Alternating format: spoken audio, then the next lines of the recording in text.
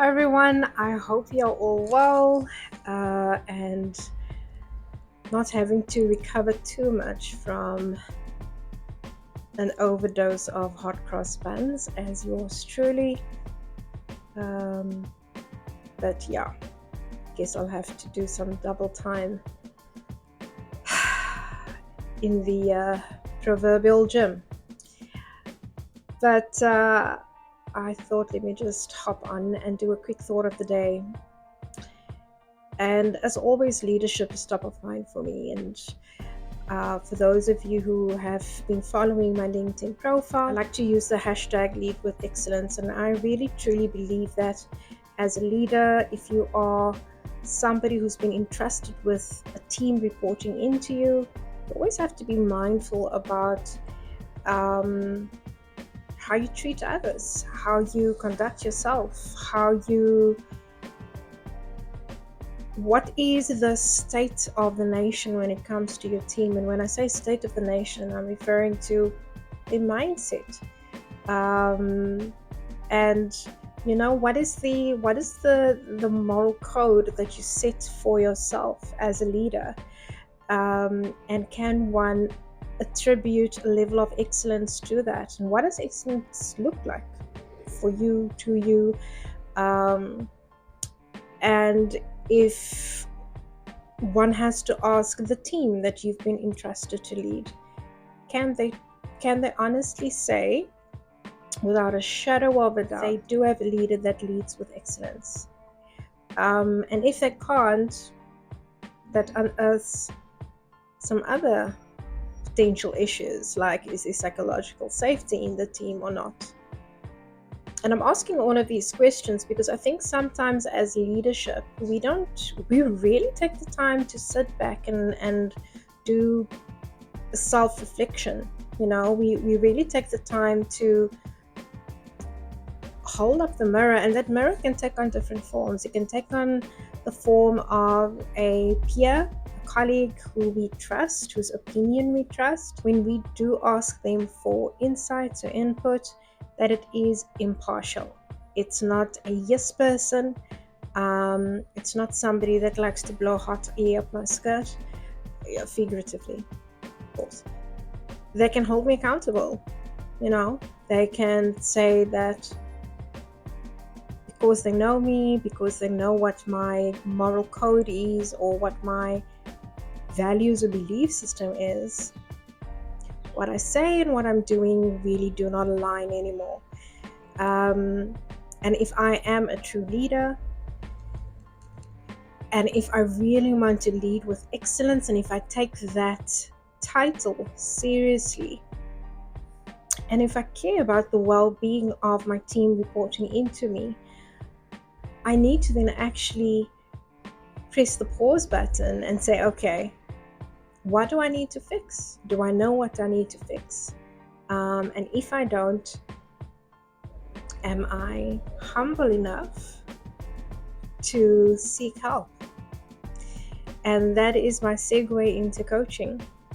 Now, I will drop a more in-depth video around coaching, the different nuances of coaching, and what coaching looks like typically. Over the years, I have experienced and I've observed that there are different facets of coaching, and coaching can look differently depending on the need and depending on what the behavioral outcome is that you are wanting to achieve. But what I do want to say with this thought is that if you truly want to call yourself a leader, and if you want to describe your leadership style as excellent, so I lead with excellence, then my question to you is, when last have you held a mirror to yourself? And whatever reflects back, will it validate your self-assessment? If you have to look at the mental state of your team, does it reflect being under the care of a leader who leads with excellence? And if not, are you willing and are you open to make a shift, to change things and to do things differently. And then the last question is, are you open to work with a coach to help you to get to a point of leading with excellence? And I want to end this off by saying that just because you are open to coaching, just because somebody suggests that you see a coach, it's actually a good thing. It's not a bad thing. It should not be denoted with the internal message of I'm useless or I'm not a good leader. If anything, that for me is the sign of somebody who's got a growth mindset and understands that they've never arrived. Just because you've got the word manager or executive in your job title does not mean you've arrived.